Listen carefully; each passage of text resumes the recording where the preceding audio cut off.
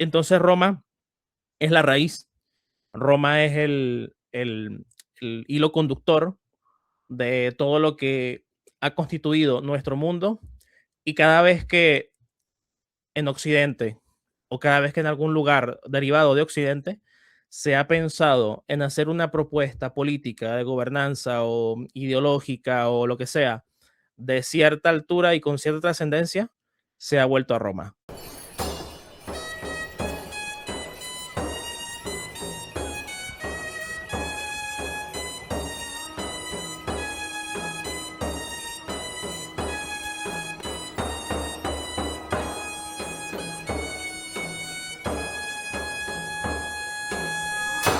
Salve, queridos, bienvenidos un día más a la taberna de Castor y Pollux, tu taberna de divulgación de historia antigua en general, historia greco-romana en particular.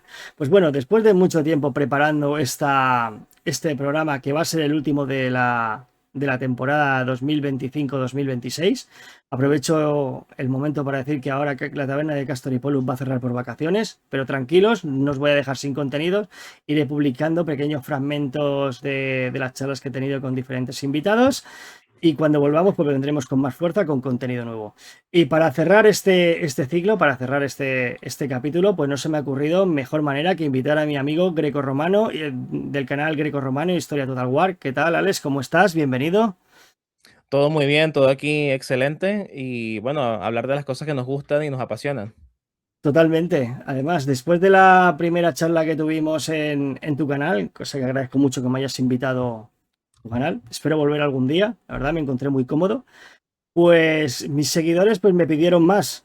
Les gustó ese tipo de cuñadeces históricas, ¿no? En que dos amigos se salen de un tema monográfico, yo que sé, trátese, por ejemplo, de la conquista de Britania o de la biografía de Corbulón, por poner algún ejemplo así que se me ha venido a la cabeza a bote pronto, y pues se ve que a la gente le gusta mucho la opinión de dos personas pues que les gusta el mundillo y cómo empiezan a comentarlas y cómo funcionan y conocer un poco a las personas que hay detrás de cámara. Yo también les digo que conmigo no se pierden mucho. Pero bueno, y, Claro. y para hoy, pues aprovechando que estuve en Tarracoviva este año, pues he querido traer un pequeño homenaje a ese festival que se hace todos los años en la ciudad de Tarragona. Cada año pues va sobre una temática y la temática de este año es ¿por qué Roma, no? ¿Por qué es tan importante Roma en la cultura occidental? ¿Qué es lo que nos atrae de ella? Su imaginario colectivo, sus legiones, lo que tú quieras. Pues para eso, pues qué mejor que Greco para comentar, ¿no? Una persona que conoce tanto las fuentes y es un gran conocedor de la cultura greco-latina, que de ahí de su nombre Mm, artístico. sí.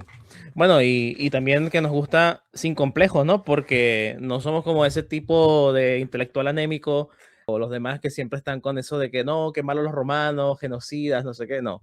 Aquí la idea, por lo menos mi propuesta es siempre evaluar la historia y las fuentes desde su propia mentalidad.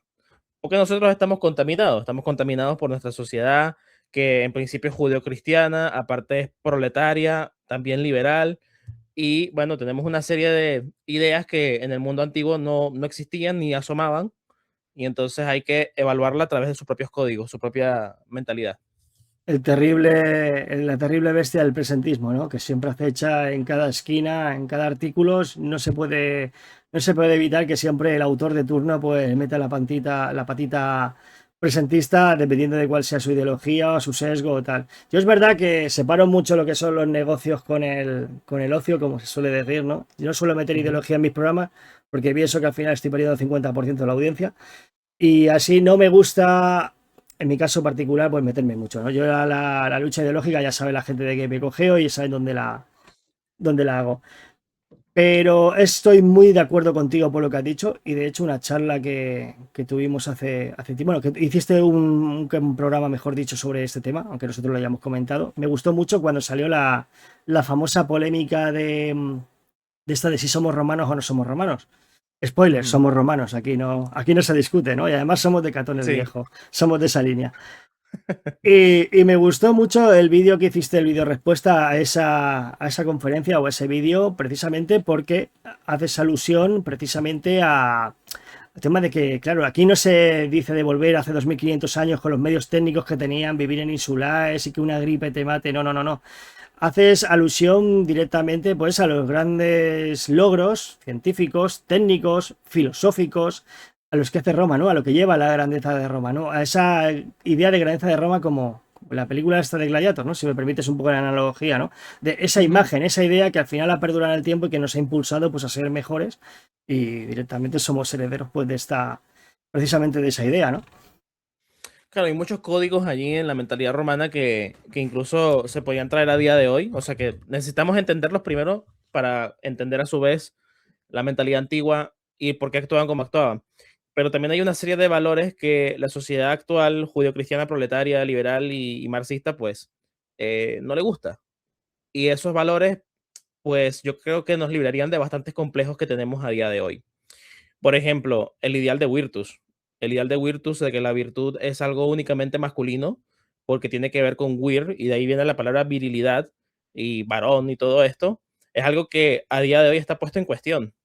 Entonces, igual, como tú dices, no es como que demasiado inteligente mezclar política o premisas políticas o ideológicas cuando uno trata de divulgar de historia antigua, pero precisamente aquellos mismos que dicen no somos romanos son los mismos que ponen en tela de juicio, por ejemplo, la virilidad y en última instancia también la virtus. Y entonces, son cosas que van de la mano, ¿no? O sea, entre decir que los romanos fueron genocidas, no somos romanos, y mejor ser vegano y votar al PSOE, yo creo que está todo ligado, ¿sabes? Sí, hay una extraña correlación, ¿verdad? Sí, ¿Casualidad o causalidad? Ahí dejamos abierta la veda. No, no, yo en ese mm, aspecto pues también pienso como tú, ¿no? A ver, al fin y al cabo pienso que sí que somos romanos porque somos, por decirlo de alguna manera, la continuidad directa, ¿no? De esa civilización. Y no esa claro. civilización de una forma racial, ¿no? Por ejemplo, si haces un test de ADN en la península ibérica, pues ya poco tiene que ver, ¿no? Bueno, principalmente Mm. pues son los celtas de Iberia que se romanizaron en el sentido de que adoptaron su cultura y que sí que tiene un pequeño porcentaje de inmigración itálica. Bueno, pero Roma era diversa. O sea, en Roma tenemos a los emperadores de Hispania, por ejemplo, que si hubiesen sido esquemáticamente, no sé, hubiesen segregado, por ejemplo, a los, qué sé yo, a los hispanos, y por qué no, vamos a ser puros emperadores itálicos. No hubiese habido ni un Trajano ni un Adriano, porque eran precisamente romanos provinciales que tenían sangre también de los pueblos conquistados. Y luego tenemos de Iliria, Septimio Severo, norte de África, rollo bereber púnico, Julia Domna también de Siria. Entonces, por eso es que yo siempre también menciono que la idea de imperium está por encima de la idea de nación, en el sentido de nación como un grupo étnico definido por una... No, el imperium es una nación de naciones. Sí, Entonces allí, el imperio es el mando que ostentaba Roma sobre las diferentes ciudades-estado que estaban bajo su tutela. Es que claro, no tiene nada que... exactamente. Intentar comprender el imperio romano hoy en día con los conceptos de Estado-nación es una locura, ¿no? Si tuviésemos que pintar un mapa del imperio romano al uso, veríamos un diferente amalgama de colorines, tonalidades, o sea, te volveríamos locos. Por eso tenemos que simplificar y pintarlo todo en color, como, de aquí para adentro es Roma y de aquí para Sí, afuera es el barbárico, ¿no? Y está muy lejos de la realidad, ¿no? Hay una amalgama, diferentes relaciones. Roma no se relacionaba de la misma manera con la ciudad-estado de Cartago, que era una colonia después de la destrucción y la refundación, con el estado cliente de Jerusalén, de Judea, administrado por un prefecto y después ya por un gobernador propiamente dicho, por un procurador, claro.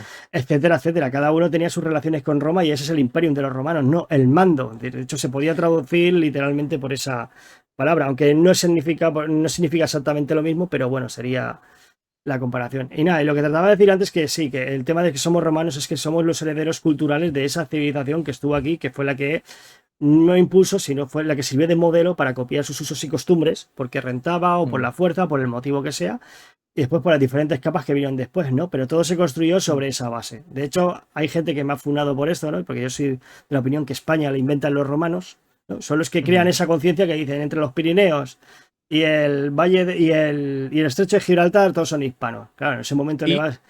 y Portugal sobra porque no, eso es una frontera artificial, eso es una república ahí extraña que no. Eso debería ser parte de España también, ¿sabes? O- Opiniones del invitado.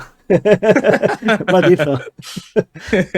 No, Mm, bromas aparte, pues sí, o sea, primero los romanos, los que crearon ese marco mm, geográfico, les dijeron, todos vosotros sois hispanos. Claro, tú le preguntas a un tío de la Turdetania o de la Bastetania, tú eres hispano y se te queda mirando con cara rara, pero ¿qué dices, tío? O sea, ¿qué es eso de hispano? Yo soy de mi Claro, ciudad como mucho. No sé cómo lo claro, ves. y sí, no, yo lo comparto plenamente contigo, porque a veces ese es el problema, o sea, el otro espectro, ¿no? De la sociedad, porque ya vimos que hay unos que son escépticos, que no les gusta la idea de imperio, que no les gusta esto y lo otro, pero por otro lado también está el otro extremo, que son etnonacionalistas, ¿no? Y entonces te colocan títulos como, por ejemplo, Trajano, el emperador español, ¿no? Y cosas así por el estilo. Y ponen como que un foco demasiado intenso en ese elemento hispano, que sí, era importante, pero es una derivación precisamente del mundo romano. Si no fuera por Roma, no existiría España, o hubiese tardado muchos siglos en formarse, como por ejemplo es el caso de Alemania. Fíjate que Alemania no, o la gran mayoría de territorios alemanes no fueron provincia romana, sino que eran lo otro, lo que estaba más allá, y fíjate el desastre que es el Sacro Imperio Romano Germánico dividido por siglos, ¿no? Hasta que sale Bismarck y da una patada con una bota sobre la mesa y dice, no, mira, aquí vamos a hacer un imperio.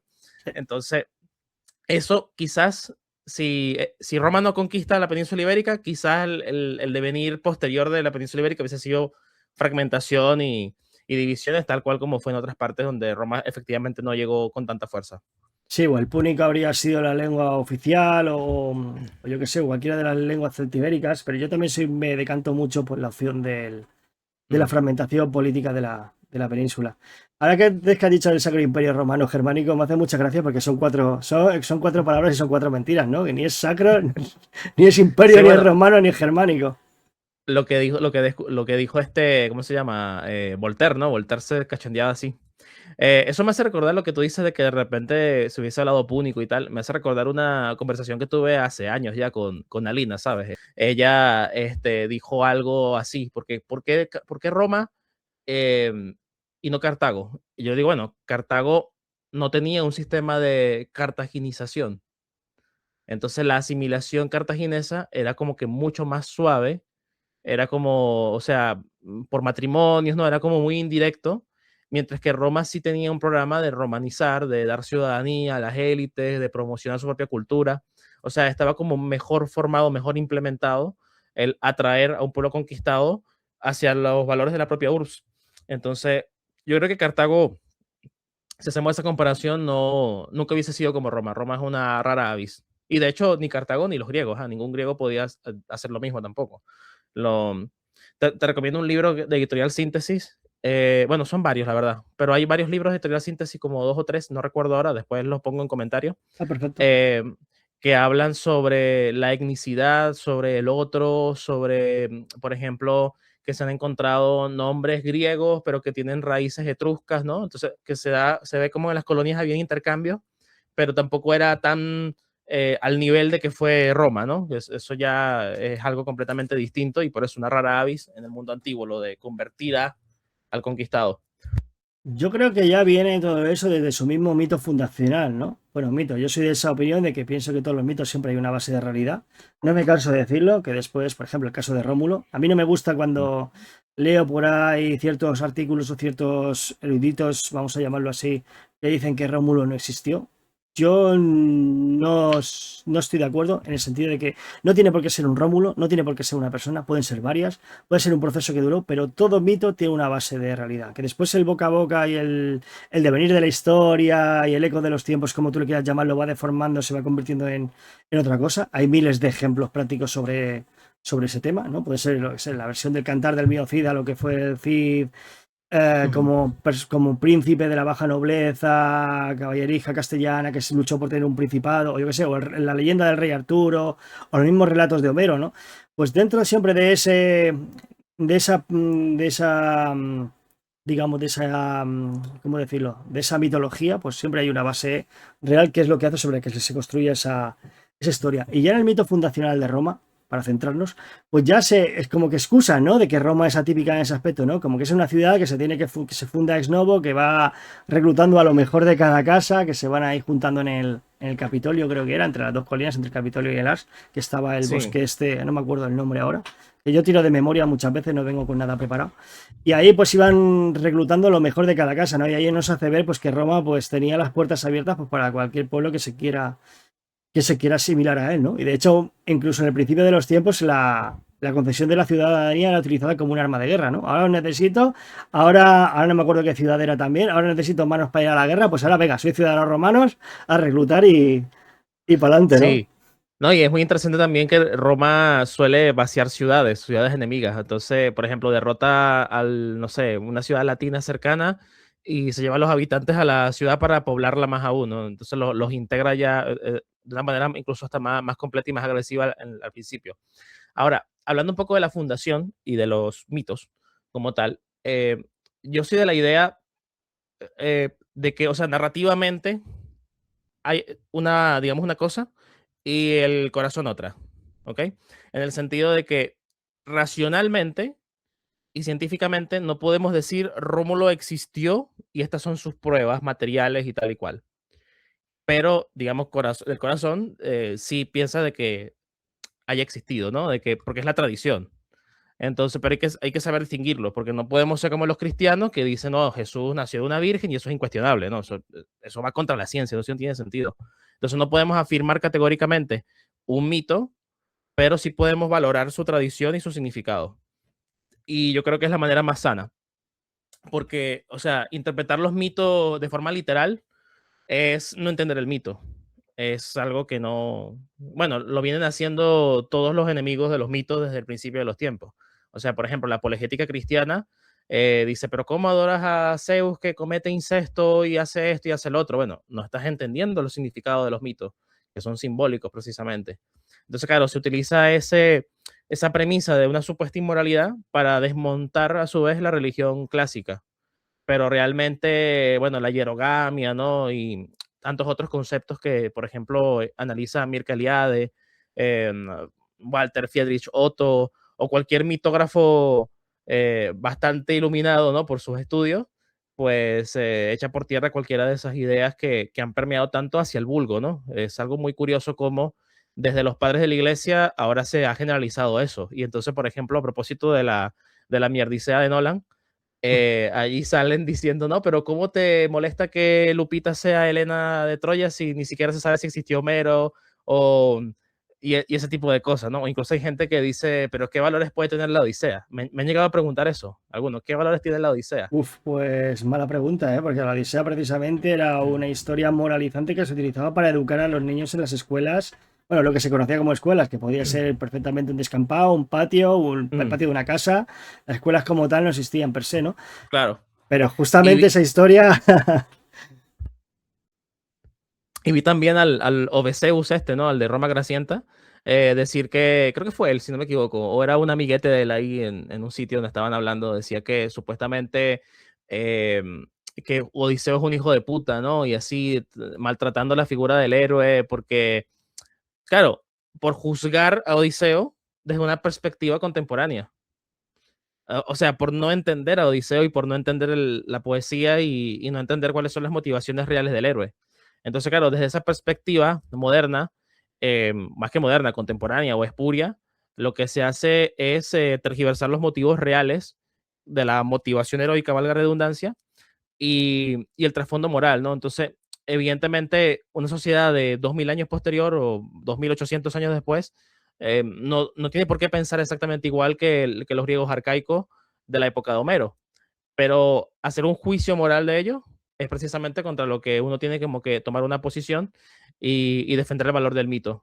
Porque a fin de cuentas, los mitos, bueno, son la parte neural desde donde se desarrolla todo el pensamiento y toda la política y a fin de cuentas el devenir histórico de la civilización.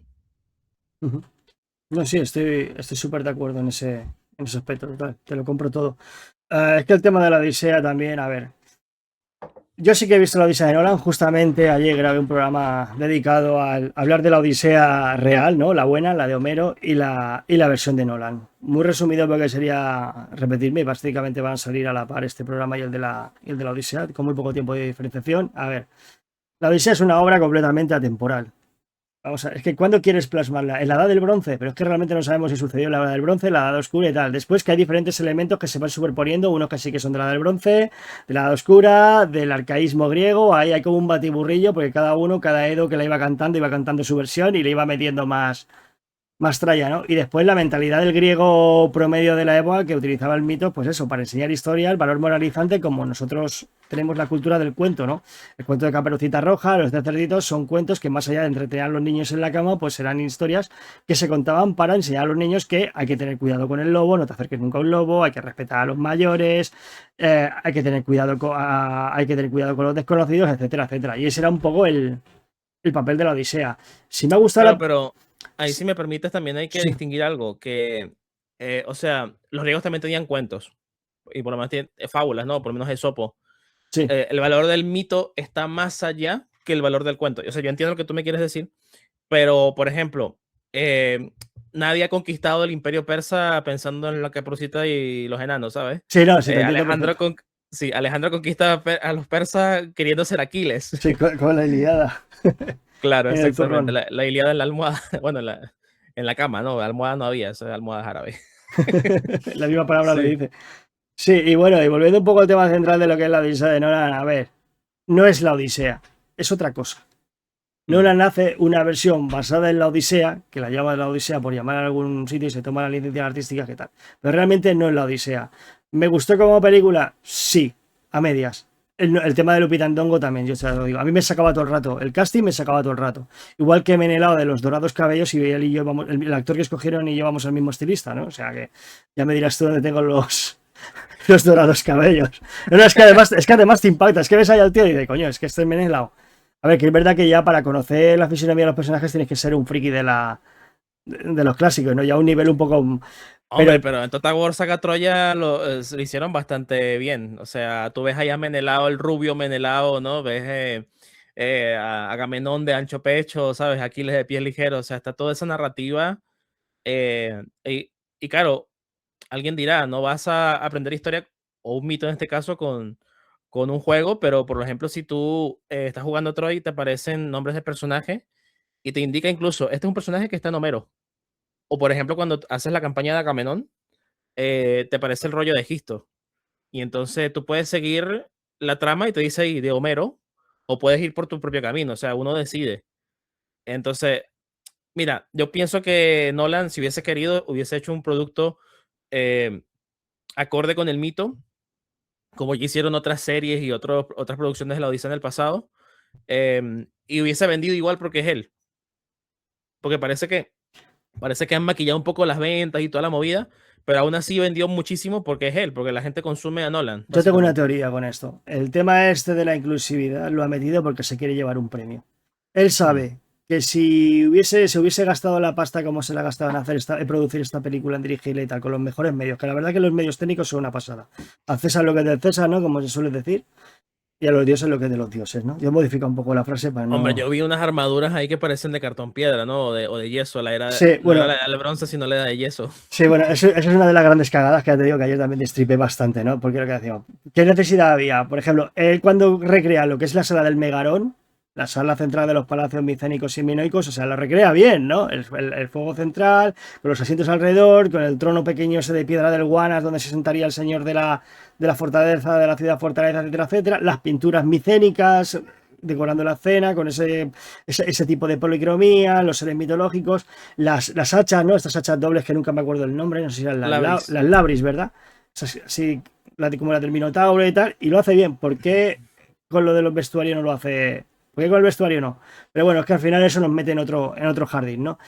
Y lo que trataba de decir, no la mete toda esa performance de inclusividad porque sabe que si no lo mete no se come un Oscar, sabe que no amortiza la producción, ya está. Porque Nolan no es un director que sea sospechoso de ser progre, al contrario, es un director que siempre ha sido considerado conservador.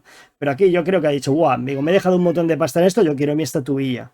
Claro, y su estatuilla es barata. Pero, Porque es un claro, requisito para participar. De hecho, como en el cine español, ¿no? Como si tú en el cine español quieres que el Papá Sánchez te pague una película, Lo que tienes que hacer, pues tienes que seguir una serie de valores y de historias y paparruchas varias. Vampiros con SIDA, sí. Exactamente. Y Franco malo y vampiros con SIDA y mujeres empoderadas, charocracia, Jerry. Y ya si lo combinas todo es la hostia, ¿no? Te vas a forrar, ¿no? El chiringuito, Es sí. un buen, si quieres hacer un negocio, tienes que seguir este rollo, ¿no? Pues con los Oscars pasa lo mismo. Si tú quieres optar a una estatuilla de los Oscars, tienes que ser inclusivo, ¿no? Tienes que ser woke. Y yo creo que por eso Nolan ha claudicado. Estoy convencido. Porque un director como Nolan, que no tiene necesidad de estas mierdas, que solo vende por su mismo nombre, él en su de normal yo creo que no lo habría hecho. Mira, hay una cosa que va más allá del tema de vestuario y más allá del tema de la lupita esta, los cojones y todo lo demás. Ah, que encima es analfabeta. Ah, sí, bueno, más encima. Pero hay otro punto también muy importante, porque por ahí vi un video, no recuerdo el autor porque no lo sigo, solamente me salió recomendado y ni siquiera terminé de verlo, pero lo vi lo suficiente, ahora cuando estaba comiendo lo vi. Y él decía que la Odisea de Nolan tenía un mensaje cristiano.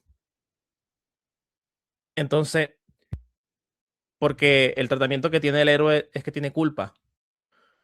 Y la culpa es un sentimiento, pero una culpa en el sentido, una culpa moral.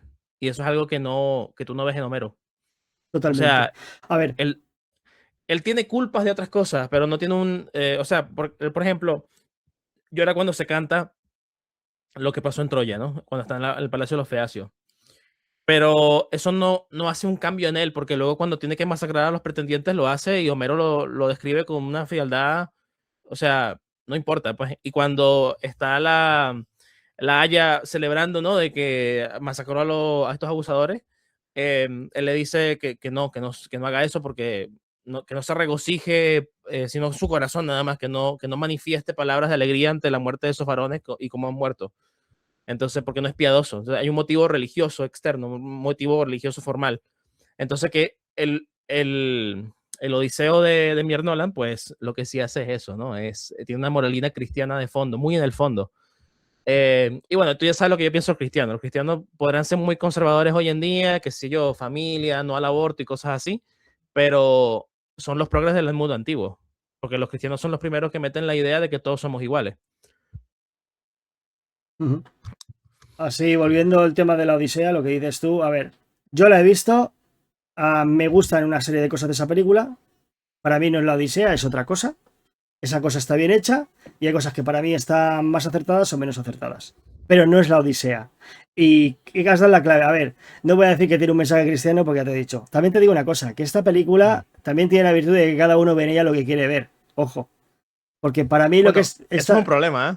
Sí, totalmente. Es que si tú eres de una cuerda ideológica la ves de una manera, si tú la ves de otra cuerda ideológica la ves completamente diferente. O sea, y yo lo he visto, ¿no? Hay cosas que me escapan, pero me las intento tragar porque mira, ¿no? Porque lo intento ver de otra perspectiva, ¿no? Yo he pagado, la he visto, tenía que verlo, he tenido que sufrirlo. Me gustó a su manera, pero claro, separándola de lo que es la Odisea de Homero, porque no es la Odisea de Homero. Yo creo que te pasa como a mí con la película Napoleón, esta de Joaquin Phoenix.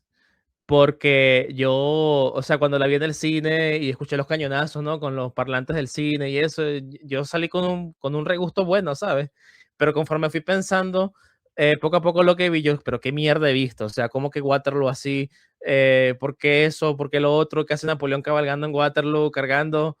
¿Sabes? O Una, sea, ya una película después de lo anglos. procesé. Así que dale tiempo. Yo creo que después el regusto positivo después te va a saber un poco amargo, Sí. ¿sabes? Y después, oh. A ver, he estado viendo diferentes opiniones, ha pasado un tiempecito desde que la he visto, han pasado como 15 días a punto desde que se estrenó. Tuve la suerte de que me invitaron al estreno, al estreno mundial de la película, salí de allí a las 3 de la mañana y ya te digo, me fui como con sensaciones enfrentadas, ¿no? De esto sí que me ha gustado, pero esto qué mierda es. O sea, la clave de lo que has dicho, el tema de las armaduras, ¿no? A ver, que bueno, que ya sabíamos que íbamos a ver yo qué sé, ese carnaval, ¿no? Lo que sea, como quieras definirlo, ¿no? Después dicen, no, yo quiero reflejar que los troyanos van de blanco porque son los buenos y los aqueos malos. Yo, error, en la sociedad antigua no había ni buenos ni malos, tío. Cada uno intentaba luchar por salvar su culo, que es lo que la gente no entiende, el maniqueísmo este. Hemos hablado mil veces y es una cosa que siempre pongo como ejemplo, ¿no? Bueno, eso es muy cristiano, pensar que todo es blanco y negro, de que estos son de Dios y estos son del diablo, y esto es bueno porque defienden no sé qué cosa, y estos son malos porque son ambiciosos, ¿no? Porque esa es otra cosa. ¿De dónde Tú venga te la, pones a ver de dónde venga lo... la teoría? O sea, tú te pones, es que estamos viviendo en el siglo XXI y nosotros vivimos con unas necesidades cubiertas, con unas normas y pensamos que hemos vivido siempre así. Y eso es mentira. O sea, Yo, por ejemplo, con Ángel Portillo, cuando hablábamos sobre la fundación de Roma, siempre pongo este mismo ejemplo, ¿no? De que, ¿por qué la gente, qué le lleva a la gente para ir a la aldea del vecino, masacrarlos y quedarse con sus cosas? Repito, siempre pongo el mismo ejemplo, ¿no? Ahora mismo tienes una mala cosecha, no puedes dar de comer a tu tribu, ¿qué haces? Pues te lo buscas de donde sea y para fastidiarte tú que se fastidien ellos. O sea, así nacen conceptos como el tema de la esclavitud, ¿no? De que alguien, como una medida de piedad, dijo, ¿por qué vamos a matarlos? Mira, los traemos y que trabajen para nosotros. Por lo menos que se ganen su sustento, ¿no? Aunque a nosotros nos suelte una burrada, pero es que el mundo antiguo funcionaba así. Es que no hay que Bueno, juzgarlo. a mí no me parece una burrada cuando tengo que regresar con bolsa al supermercado o cuando tengo que hacer trámites, ¿sabes? Yo Ahí te preferiría que lo acuerdas, hiciera ¿no? otro. Sí. Ahí Yo te dije, acuerdas, coño, debería hacerlo alguien, no sé, de los Andes. por lo menos, Sí, con poncho y gorrito. No, y es un se poco puede eso. entender, Ahí, se puede entender. si te fijas, estamos al final todo el rato orbitando utilizando esta película como ejemplo sobre el gran daño que está haciendo el presentismo, ¿no? De juzgar a las Ujú. sociedades antiguas con nuestros valores. Y ese es que es el claro ejemplo. Nolan lo que hace con esta película es que la resignifica, ¿no? Le da otro toque. La guerra es mala, está traumada y Odiseo no quiere volver a casa porque no se atreve a enfrentarse a lo que ha hecho. Ese es el mensaje de Bueno, que Nolan. nuevamente, esa es otra premisa cristiana. Y es lo que, por ejemplo, tú lo ves en Erasmo de Rotterdam, los consejos del príncipe cristiano. Porque es una obra dedicada a Carlos I de España, quinto de Alemania, y Erasmo le dice que, bueno, sí, la guerra es mala porque Jesucito dice no sé qué y no sé cuál, pero luego utiliza una serie de recursos clásicos para justificar por qué el hombre de Estado sí tiene que ir a la guerra. Y es muy interesante esa obra. Ujú. Porque por Pues, un lado está toda la náusea judeocristiana de que la guerra es mala, y por otro lado está la idea de una razón de Estado, ¿no? Y es evocador porque, bueno, aparecen muchos autores clásicos mencionados allí por Erasmo, que era un gran conocedor de los clásicos. esto fue muy interesante ese punto. Lo buscaré, Sí, me llama la atención. Luego me lo pasas. sí. Pues luego me dicen la obra cuál es. Pues Se llama Consejos al Príncipe Cristiano de Erasmo de Rotterdam. vale. Pues luego Es una cuando... especie de anti-Maquiavelo, porque Maquiavelo viste que es todo frío, tal, no sé qué. Bueno, pero el otro es como, bueno, sí, somos cristianos y tal, pero tiene que primar estos valores y estas cosas porque dirigimos estados, hay enemigos, etcétera. Uy, a mí Maquiavelo me gusta mucho. De hecho, es libro de cabecera, ¿eh? Sí, a mí me encanta El príncipe. también. Me gusta su estilo, ¿no? Es muy El augusteo, ¿eh? Príncipe. El príncipe. Sí, sí. Es muy augusteo, ¿eh? Parece que está pensando en Augusto, aunque luego se lo dedique, creo que era a Fernando de Aragón. No, no Ah, era no, que él presenta a César Borgia como un personaje buenísimo y tal, y como que tenía esperanzas en él. Bueno, está equivocado el hombre. ¿Eh? Que a mí no me cae muy bien César Borgia, pero bueno, No, o sea, porque supuestamente a lo, mí lo, tampoco. lo- Pero bueno, toma diferentes príncipes como referentes. Uno es César Borgia, bueno, de hecho se basa en él. Después también está Fernando Mm. de Aragón también por ahí, también que se porque era el hombre fuerte también del momento y tal. Y a mí al principio me recuerda mucho a Augusto, ¿no? Y es que al final, si te fijas, todas estas vertientes, todos estos hilos, por decirlo de alguna manera, nos llevan a lo mismo, ¿no? Al mundo clásico, ¿no? De cómo el mundo clásico, pues al final permea nuestro imaginario, nuestras ideas y tal. Y ahora, pues vamos, después de este pedazo preámbulo de media hora, ¿no? Hablando un poco sobre el tema de los conceptos, sobre el tema Han de sido 5 minutos, como dice ¿eh? Marco Almanza. Han sido 5 minutos. Bueno, pero si con Marco Almanza no haces una grabación de 2 horas, es que no.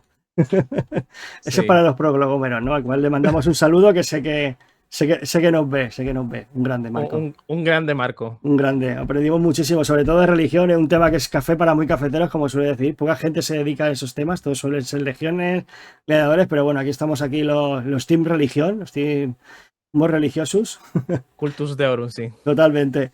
Y nada, pues al final lo que decía, ¿no? Que después vemos como al final, pues, dentro de todo ese presentismo, intentando comprender las sociedades modernas en contraposición con las antiguas y tal, pues, siguiendo todos estos senderos, pues al final es que nos lleva a eso, al mundo clásico, ¿no? A Grecia y Roma como madre de la civilización. Y ahora viene la pregunta fuerte, ¿no? El plato fuerte, la prima mensa. Eh, ¿Por qué Roma? O sea, ¿qué tiene Roma que no tenga, por ejemplo, otros pueblos? ¿Qué es lo que hace que tantísima gente como nosotros, pues, nos abduzca de esta manera hasta casi casi lo obsesivo? Bueno, Porque esto con los chinos o que sea, con los egipcios no pasa. De hecho, por ejemplo, a mí los griegos me gustan, pero los griegos son la civilización que tengo como cuando acabo saturado de tanto romano, de vez en cuando, pues me gusta desconectar, ¿no? O como, yo qué sé, por ejemplo, también la cultura japonesa, que también soy bastante fan del Japón feudal y tal, pero ya no es lo mismo, ¿sabes? Ya no es Roma. bueno, esa pregunta tiene varias respuestas, ¿no? Y todas las respuestas podrían estar bastante relacionadas. Porque si vamos a un punto de vista netamente técnico, le podríamos preguntar a un abogado por qué Roma. Dice, bueno, porque estudió 2 años de derecho romano. O por ejemplo, si le preguntamos a un médico por qué Roma, bueno, porque Roma tomó todos los ideales médicos griegos y toda la ciencia griega y con Galeno lo llevó más allá, ¿no? O sea, partiendo de lo meramente técnico, los grandes saberes que se han cultivado y que son la base fundamental de nuestra existencia a día de hoy y de que no muramos de viruela, por ejemplo, o que no nos joda el vecino, precisamente derivan de el orden romano y de cómo Roma proyectó, sintetizó y llevó todo lo mejor de Grecia al resto de lo que más adelante sería el mundo occidental. Y ahí enlazamos con lo siguiente. ¿Por qué Roma? Porque Roma es nuestra. Y de ahí viene todo. En el caso, por ejemplo, en América, la herencia romana llega por vía del Imperio Español. Y el Imperio Español, como bien señalamos antes, deriva precisamente de la unión que había hecho de todos los íberos, todas las tribus a través de siglos de duración de dominación romana.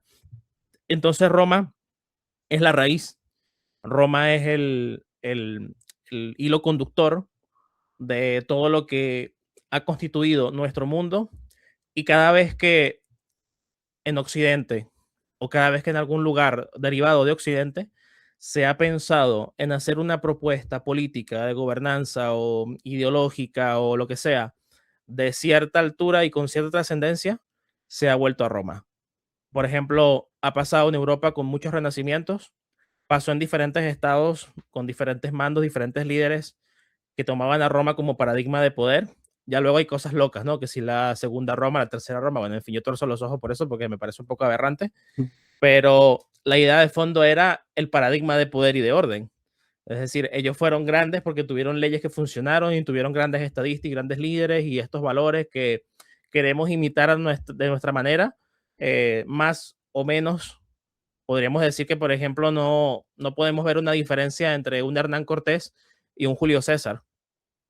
Aunque les separen siglos de distancia, ambos utilizan las tácticas de divide y vencerás, ambos estaban un poco al margen de la ley cuando llevaron a cabo sus conquistas y sentaron base de realidades que duraron siglos y que todavía tienen un impacto a día de hoy. Entonces, fíjate, ¿por qué Roma? Bueno, también podríamos decir por qué España. O sea, está todo vinculado dentro de esa misma larga historia que lo entrelaza todo. ¿Y por qué no Roma? Bueno, porque cada vez que la sociedad se ha alejado de Roma y cada vez que ha adoptado costumbres extrañas, pues bueno, empiezan a amputar narices, ¿no? Como los bizantinos, empiezan a hacer cosas bárbaras, se vuelven judaizantes como los protestantes germánicos, ¿no? Ingleses y demás. Entonces, cuando tú te alejas demasiado de Roma, ya empieza la barbarie, la herejía y todos los males de la humanidad. Y luego la lucha de clases, ¿no? ¿Qué más barbarie que esa? ¿Pero te lo hayas preparado? Para nada. Pues te ha quedado muy bien, ¿eh? Totalmente, sí, sí, sí. Son aladas palabras, como decía Homero. Sí, acabas de... Te ha inspirado, ¿no? La musa. Sí. Ah, La novena musa, que era la novena de la musa de Danuncio. pues lo has clavado, macho. O sea, acabas de poner orden en un montón de conceptos o de pensamientos que una persona puede tener, pues los has ordenado de tal manera y los has reflejado. No, no, sí, estoy súper de acuerdo. A ver, yo también soy un fanboy del Imperio Español, que realmente no es el Imperio Español, es otra cosa, ¿no? Como ya la llamo yo, la monarquía hispana, ¿no? Claro. Porque al fin y al cabo, pues el Bueno, concepto. que por cierto, yo hice mi versión de la camisa, ¿sabes? Aniversario. Puse 550 y tantos años de monarquía hispánica, ¿no? Viva España una grande y libre. Con la roja igualda y demás. En un fondo negro, ¿no? A la hispana. ¿Sabes que los españoles de la época imperial se Negros. vestían de negro? Sí, Claro, Felipe II y sus descendientes, Felipe III, Felipe IV y tal, claro, porque el negro era un color muy claro, era como el púrpura imperial, ¿no? Parece que eran claro. lóbregos y tal, y después resulta que no, que eso es un artículo de lujo, ¿no? El pigmento negro en la época esta del Renacimiento, en el siglo XVI. Aunque bueno, después estás en el Escorial y a pesar de ser tan grande, no lo sé si lo has visto alguna vez, pero yo he estado, de hecho mi madre es de allí, de San Lorenzo del Escorial, su pueblo natal, y y es como, es algo magnífico, algo grande, pero sobrio al mismo tiempo. O sea, ¿puede existir ese concepto que sea sobrio y grandilocuente al mismo tiempo?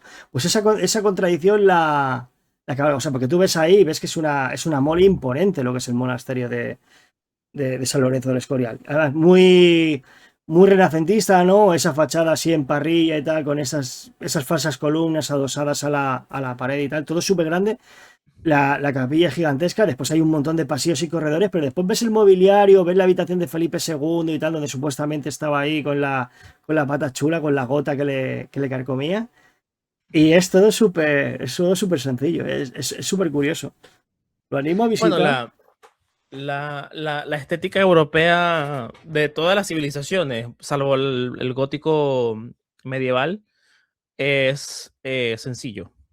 O sea, esa es una de las críticas que yo le tengo, por ejemplo, al otra vez, me cago en Nolan, el Batman este que puso el Agamenón, y que hay gente que está confundida y dice que no, que tiene aura, porque no sé qué, coño, eso es una imagen posmoderna, ¿sabes? Tú ves cómo es un casco corintio, que es el que tiene más aura, que más recuerda a todo el mundo de Grecia, o sea, es súper sencillo, no tiene gran adorno. El, el más adornado es el casco frigio, que tiene una barba y ya, punto, ¿sabes? O sea, Ah, eso me ha hecho el, mucha gracia, lo del casco este corintio, si me permites. O sea, la gente reconoce la civilización grecia por un casco que realmente solo se utilizó durante unos 20, unos 30 años de la historia de Grecia, como mucho. La versión esta sí, final tan cerrada, con la parte de abajo que es tan prominente. O sea, se utilizaron otras versiones durante mucho más tiempo y estas han pasado sin pena ni gloria. Todo el mundo nos acordamos de los griegos precisamente por sí, es ese que nadie casco. se va a acordar del casco pilos porque es básicamente como ponerte una olla en la cabeza. Sí, sí, el preservativo. Sí. Bueno, a propósito de lo que comentas, ¿no? Del Escorial y todo esto, claro, la estética clásica, la estética grecorromana, incluso la estética barroca, podrá ser muy colorida en algunos casos, porque sabemos que, bueno, los templos griegos, romanos eran policromados y todo, pero hay una cierta sobriedad en la cuestión, ¿sabes? No, esto no me acuerdo con quién lo comentaba, con alguien que pasó por acá, que o sea, los paisajes grecorromanos no, o sea, se funden con la naturaleza. No es como una catedral que rompe con el horizonte, no, no. Tú ves un templo y tiene una armonía perfecta con el medio natural. Tiene una sobriedad y un vitalismo propio de la cultura que lo ha creado. En el caso cristiano, pues es muy diferente porque el cristiano pone foco en otras cosas, pero por muy cristiano que sea, por muy judío para gentiles que sea, el alma y el genos, ¿no? Como dirían los griegos, o sea, esa sangre, esa herencia, como dicen el dicho, ¿no? La cabra tira para el monte. O sea, el cristianismo es anicónico y todo lo demás, pero igual hicieron iconos, igual hicieron símbolos, igual hicieron cosas. Lo mismo con las construcciones religiosas, ¿no? Y por eso es que ciertas construcciones religiosas, como puede ser el Escorial, aunque sea cristiano, pues igual evocan un poco, bueno, todo lo aprendido en siglos previos y mira, siglos previos hasta llegar a Roma. Ujú. Eso sería otro de estos hilos conductores de los que estamos hablando hoy que nos llevarían también al mundo clásico, ¿eh? Para que veas que al final escarbas un poquito y sale el romano que hay en nosotros, para que después digan que no somos romanos. Claro, Has hablado antes claro, de... a lo Dime. mejor el que dijo a lo mejor el que dijo que no es romano, a lo mejor será judío, no sé, yo lo veo muy narizón. Era así una nariz a un hombre atada. Qué Pero pues, grande este Quevedo. este era... Sí, que veo, riéndose de Góngora. Sí, Qué bueno. Has hablado antes del Imperio Español, ¿no? De que el Imperio Español es a Roma como Roma es a España, ¿no? Y es súper curioso, ¿no? El caso de la conquista de América, de cómo es que al final se empalma con la reconquista, ¿no? También otro término también muy puesto en duda hoy en día.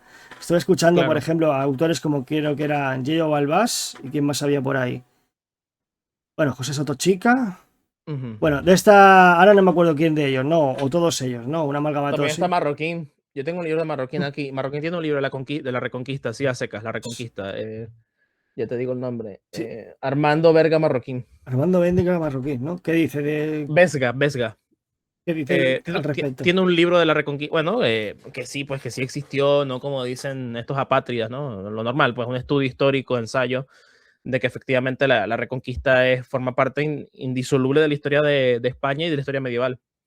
Vale, si quiere le podemos sustituir el término, pero llámale restauración. Al final lo que cada rey hispánico de cada uno de su casilla de salida, llámale Castilla, llámale León, llámale Galicia, llámale Navarra, llámale Aragón, llámale los principados, el Principado de Cataluña, cada uno quería restablecer el reino visigótico romano, construido sobre las provincias romanas de Hispania, cada uno desde su punto de salida. Eso es lo que querían hacer, la restauración. Por eso el imperator de Hispaniae, el rey de toda España, etcétera, etcétera. Ahora no me voy a poner técnico porque aquí intentamos hablar un lenguaje que la gente nos entienda, ¿no? Y como Claro, digo, yo no vengo aquí con la chuleta preparada, voy a ir hablando de memoria. Claro, o sea, que había una idea de restauración, sí, y es curioso que al final, como cuando acaba la conquista, cuando acaba la reconquista de España, ¿no? De la península ibérica, ya directamente, pues ya pegamos al salto al nuevo mundo y es como que replicamos, ¿no? Que es como si como siguiese abro muchas comillas, ¿vale? La reconquista siguiese en América y dirás, ¿qué está diciendo este loco, no? Si nunca, eso sí que nunca había sido español.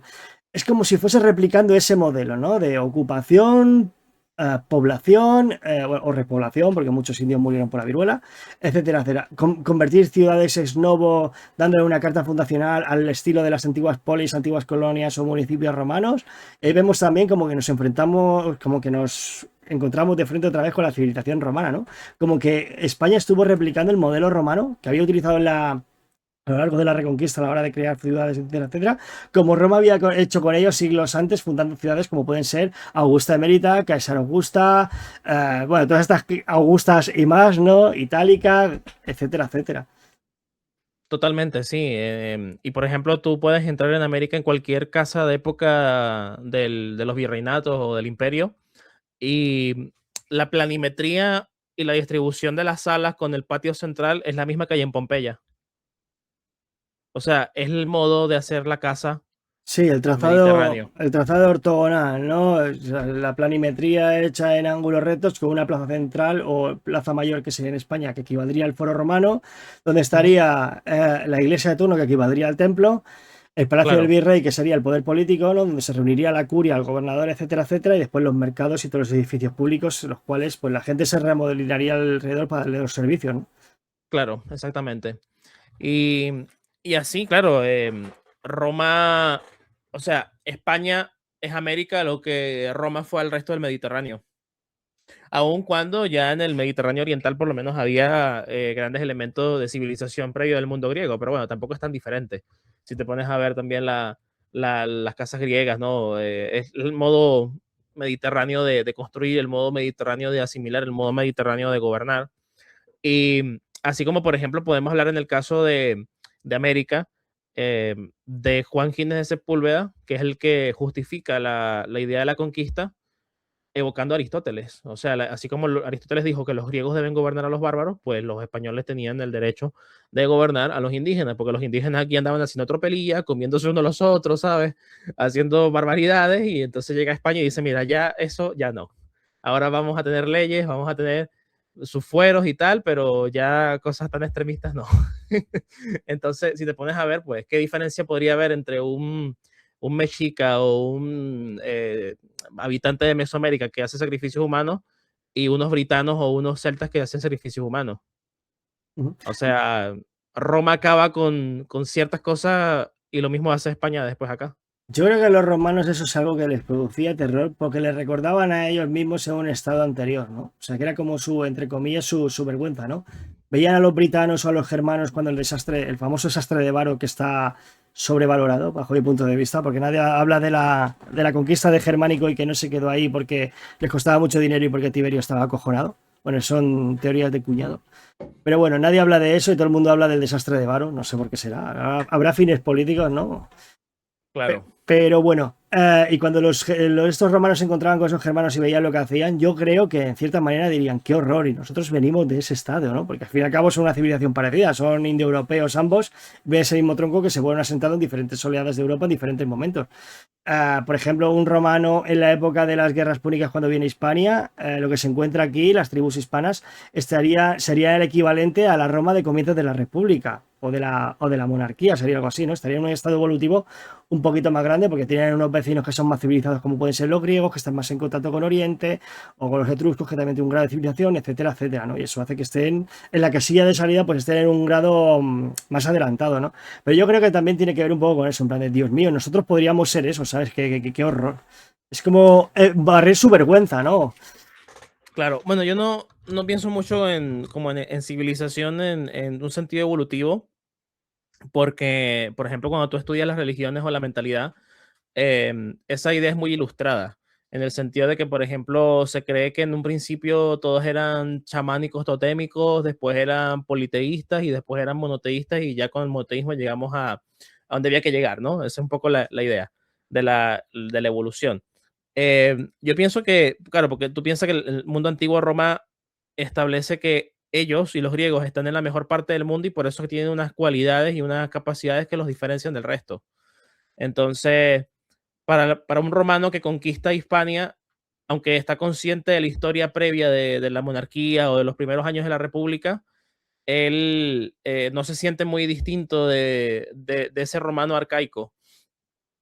¿Ves? Y de hecho, los propios pueblos tienden a verse a sí mismos como herederos directos de ellos, independientemente de que hayan hecho alguna cosa que por convenciones o por leyes ya no se haga. O sea, el romano no tiene esa idea, lo mismo que Aristóteles o los griegos, de que ellos están más evolucionados. Sencillamente son superiores a secas. ¿Ves? ¿Por qué? Porque no son bárbaros y en tanto que no son bárbaros, su manera de actuar no es excesiva. Porque si te pones a ver, un egipcio que es admirado por los griegos es un bárbaro. Y un celta que se cepilla los dientes con meados también es un bárbaro. Entonces, ¿qué une a uno y a otro en ese concepto de barbarie? Porque uno vive en ciudades, en entornos urbanos y tiene una supercivilización que se remonta milenios antes de Roma, y otro vive en una choza inmunda, ¿no? ¿Qué lo une al uno al otro? Bueno, que el egipcio es excesivamente refinado y el bárbaro excesivamente salvaje, mientras que el griego y el romano están en el punto medio. No tiene exceso, ¿no? O al menos su civilización limita el exceso. Y eso tiene que ver con el clima. Por eso es que ellos dicen, no, lo que pasa es que en el norte, como hace más frío, el clima es más intenso, entonces tiene esta característica, que ahí está el concepto de raza del mundo antiguo.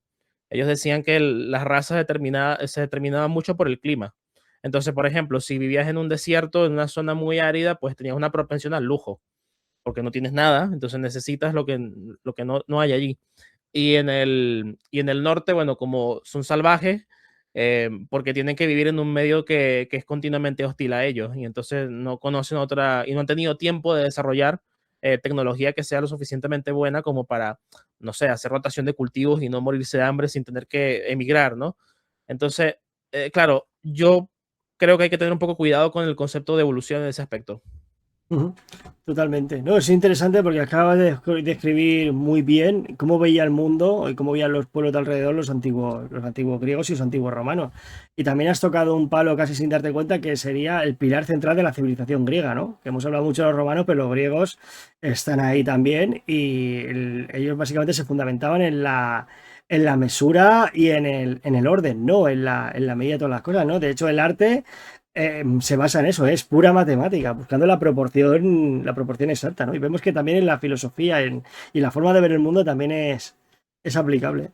Curioso, ¿eh? Por eso cada vez que queremos hacer algo bien, racionalmente hablando, queremos hacer algo grande a nivel de civilización, recurrimos a Grecia y recurrimos a Roma.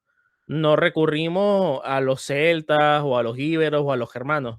Y fíjate cómo en el siglo XIX, con el auge del nacionalismo, ahí sí que se apela a la tribu, porque se está hablando de sentimientos nacionalistas, etnonacionalistas, mejor dicho, y de sentimientos de masa, de pertenencia a un grupo que tiene un origen épico y que, bueno, que en muchos casos no lo es tanto, ¿no? Porque que pueden celebrar los ingleses con Boudica, ya me dirás, o los franceses con Vercingétorix, Una que derrota. aparte, que aparte lo hacen parecido a Napoleón III, Bueno, que es el Napoleón de Temu. en la versión que nadie quería, ¿no? Como el meme. Claro, No, y en España, exactamente. en España también pasa, por ejemplo, como el caso de Viriato, ¿no? El, Con el- Viriato, el sí. héroe nacional español, que ni era héroe, ni era nacional, ni era español. O sea, era un lusitano, que no sabe ni siquiera de dónde nació. O sea, al fin y al cabo se puede intuir por las fuentes, pero el lugar exacto de su nacimiento no se puede vincular. Pero eso, bueno, eso también fue uno de los grandes males del siglo XIX, que yo soy de los que piensan que el siglo XIX fue funesto para la historia de España, ¿no? Y en algún Claro. caso sentó las bases del desastre que vendría en la Europa después, ¿no? A pesar Bueno, es de. que el siglo XIX fue una putísima mierda para todo el mundo. Los únicos que lo pasaron bien hasta cierto punto fueron los franceses con Napoleón, pero duró muy poco y no pudo llevar a cabo su proyecto político porque todo el mundo se le echó encima. Y justamente de esas guerras napoleónicas es que surge todo este etnonacionalismo, que los alemanes hacen la estatua de Arminio, los ingleses hacen la de Boudica, porque me parece que todas son la misma época más o menos, Sí. última mitad del siglo XIX. Me parece que la reina Boudica la hacen como que en época de la reina Victoria, ¿no? O sea, como que tratan de enlazar así de esa manera. Entonces, y fíjate que es el siglo XIX, sino una época de desunión y una época de disolución de los viejos valores. Entonces se apela a la barbarie, porque la barbarie tiene esa imagen de libertad, ¿no? De falta de jerarquía. Pero claro, esa falta de jerarquía corresponde a nuevas jerarquías que están tomando la posición que tenían antes las antiguas casas nobles. Y fíjate cómo todo cuaja luego en la Primera Guerra Mundial, que es la gran guerra que acaba con todos los imperios y que ve surgir a la gran potencia que hace eclipsar a Europa hoy en día en términos de poder, economía y demás. Entonces, Sí, estoy de acuerdo. nuestro mundo contemporáneo es una suma de barbaries que en definitiva nos han traído un resultado muy trágico. Sí, a ver, estamos, si nos remontamos a lo que dices tú al siglo XIX, es que cuando vemos que empiezan a aparecer los estados-naciones, en algunos aspectos es un poco artificial y en otros no tanto, pues claro, tienen que buscar pues nuevos símbolos para unar, ¿no? Hay gente que está en un territorio conviviendo, que no tienen nada que ver, y al final, pues, ¿qué es lo que una? Pues vamos a buscar un héroe nacional, yo qué sé, en la sociedad, en las sociedades antiguas, pero vamos a empezar a retomar, vamos a empezar a rebobinar. Joder, tuvieron que rebobinar mucho para encontrar algo que se pareciera, ¿no? Claro. Y precisamente a Roma, ¿no? Y es lo que tú dices, desastres como traer aquí a Boudica, que perdió, a Vercingetorix, que perdió estrepitosamente, ¿no? Y a Hernán, no te digo nada, Hernán acabó asesinado, creo que fue por su suegro, ¿no? También a Sí, Hernán una cosa así. Y creo que asfixiado, o sea, aparte de una muerte indecorosa. ignominiosa para más Inri, ¿no? Y al final Sí. vemos eso, ¿no? De hecho, pero bueno, a ver, forma parte de la historia del mundo, para bien o para mal, y ahí está. O sea, no podemos inventar, no hemos inventado el DeLorean todavía para poder ir a esa época y, yo qué sé, pegarle un tiro a Simón Bolívar o a... Yo lo haría, yo me ofrezco. Si invento la máquina del tiempo, yo ataco a Simón Bolívar y lo mato. Tomo la palabra. Sí. Bueno, bromas aparte o no tan bromas, pues yo creo que nos está quedando una charla bastante chula de por qué los valores romanos son los que nos permean, los que nos moldean y lo que nos mueven, ¿no? Al final, reitero mucho lo dicho, de que cada vez que escarbas un poquito en cualquier tema, en cualquier ámbito de la cultura occidental, es que te encuentras con ellos, pero de forma frontal, tanto directa como indirecta, ¿no? Eso es una pasada. A mí me gusta En mucho... definitiva, Dime, perdón. perdón, que quiero decir algo a propósito para enlazar esa idea. Yo pienso que Europa y las naciones de Europa, y sobre todo las mediterráneas, que son las que me importan, los ingleses me importan bien poco, la verdad, y los alemanes también. Las naciones mediterráneas tienen que volver a ser grandes y tienen todo para ser grandes de nuevo. Y para que puedan volver a ser grandes, para que puedan volver a tomar el destino que les ha sido encomendado por su herencia histórica, tienen que sí o sí volver a los clásicos grecorromanos. Claro, desde mi perspectiva, mucho más radical, ¿no? Cero cristianismos y vírgenes y nazarenos y todo ese rollo, pero aunque no lo hicieran, y aunque hicieran, por ejemplo, una emulación de la Roma de Constantino o Teodosio, que les gusta mucho a algunos, aún así lo que pudieran hacer sería mucho más potente que el estado actual de estas naciones, porque estas naciones se han alejado por completo de todos los valores clásicos. Comencé hablando, por ejemplo, por la Virtus, ¿no? Imagínate que el paradigma dominante hoy en día dice que hay que deconstruir al hombre. O sea, lo más opuesto a deconstruir al hombre es el ideal de Virtus. Lo más opuesto a estos ideales de colectivismo y todo eso son precisamente los ideales de libertad y kiwitas y también de autonomía, ¿no? Ideales griegos, pero que tiene que ver con el individuo, ¿no? Eh, y eso, bueno, está reflejado tanto en literatura como en el arte, en la estética, y como dice Gran Dominique Venner, la estética es un reflejo también de la ética y viceversa. En ese punto estoy de acuerdo. Yo es que soy más helénico en ese aspecto, ¿no? Yo sí que pienso que al final es la medida, ¿no? Al final si una cosa es útil, la utilizas, la reciclas y le das un nuevo significado. O sea, y así con todo. Si funciona, para adelante, ¿no? Y al final, pues hay que venir. O sea, no creo que no tienes que ser demasiado individualista, pero tampoco demasiado comunitarista, ¿no? En la medida siempre está. Yo, por ejemplo, siempre me he decantado, soy liberal de base, en el sentido de que la sociedad está para que el individuo se pueda desarrollar en ella de la manera más plena posible y tal. Pero claro, tenemos la desgracia de que todo el mundo nos soplamos la nuca unos a otros porque estamos muy cerca y no nos queda más cojones que compartir, así que tendremos que regularnos, ¿no? Y al final, pues tienes Sí, que buscar una forma de equilibrio para que todo el mundo pueda vivir en este pedazo de tierra. ¿Cuándo Bueno, yo no vienen? soy muy, no soy muy partidario de libertades individuales, porque si te pones a ver libertades individuales terminas teniendo, ¿cómo se llama? Estos furros, ¿no? Y Pero los que bueno, se creen animales y movidas. pero bueno, reitero, bueno, esto es una cosa también muy interesante, ¿no? Como cuando al final quitas la religión y lo quitas todo, que puedes estar más de acuerdo o menos de acuerdo, como la gente al final vuelve a un sistema súper barbárico, ¿no? O era lo que había antes, ¿no? Como sacrificios de gatos, tío, o recurren a santeros y a movidas de estas. No sé, o sea, es que lo he visto, ¿sabes? Pero bueno, volviendo, de hecho, yo quería reiterar, ¿no? Hacer apología de eso, ¿no? De la mesura, ¿no? Al final es el tema de las libertades individuales. Pues claro, pues como todo tiene que tener un contrapeso, ¿no? Tienes que saber dónde tienes que poner para que al final la cosa esté equilibrada. Yo es que soy muy fan de Thanos de Infinity War, ¿no? Todo bien equilibradito. No sé qué es eso. Es verdad, pues, olvidaba que era puramente greco-romano y que el tema de Marvel y tal es algo decadente. Ah, es algo de cine, vale. Sí, bueno, yo de Sí. cine no me entero, yo soy completamente analfabeto y muy orgulloso de la cultura popular, porque es que la cultura popular, mira, es que es como, mira, si yo tengo este vaso lleno, este recipiente lleno de agua sucia y le empiezo a meter agua limpia, el agua sucia no va a haber nada, ¿no? Bueno, yo tengo agua limpia de base, ¿sabes? No, no meto aquí nada de suciedad, cine ni cosas así. Pues nada, Greco, espero que te lo hayas pasado bien, te lo hayas pasado a gusto. Ha sido un placer inmenso tenerte aquí en este canal. Yo, por mi parte, me lo he pasado muy bien, la verdad. Ha sido una charla súper súper amigable, cada uno desde su perspectiva, ¿no? Que al fin y al cabo convergemos en el mismo sitio, ¿no? Aunque bueno, como se suele decir, ¿no? Desde diferentes puntos de salida. Al fin y al cabo, estamos escalando la misma montaña. Y nada, y no sé qué te ha parecido a ti, si te lo has pasado bien, volverás. Sí, me lo he pasado muy bien. Efectivamente, es como por lo menos esta idea de que cada uno tiene como que sus opiniones respecto a según qué asuntos, ¿no? Pero bueno, Roma tiene muchas puertas y entramos a Roma por diferentes lugares, pero finalmente estamos en Roma, ¿no? Igualmente vamos al Pomerio, que es lo importante.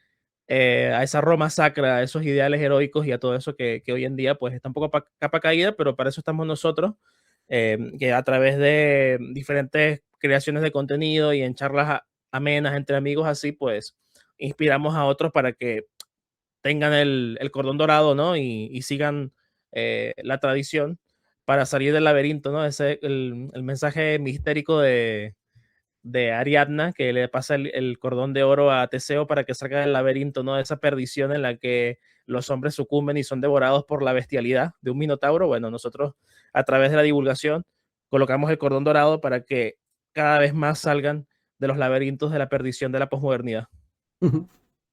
Totalmente. Nada, yo en mi caso, por lo menos que la gente tenga las herramientas para comprender las sociedades antiguas, ¿no? Que la gente no era subnormal por vivir hace 2500 años, ni muchísimo menos. Tenían unas necesidades y se organizaban así porque era lo que había. Es una frase muy de perogrullo, muy directa, pero es que es así, ¿sabes? ¿Qué vas a hacer?